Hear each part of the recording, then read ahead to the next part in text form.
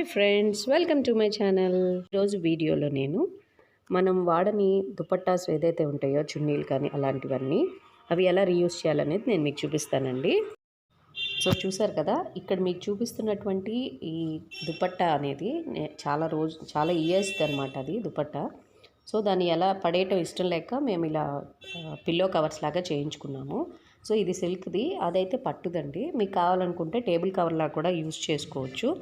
So దీనికి ఇంకొంచెం డిఫరెంట్గా ఉండాలని మేము పక్కన ఆ చిన్న చిన్న టాజిల్స్ అనేది పెట్టామన్నమాట, ఇంకొంచెం బాగుండటం కోసం.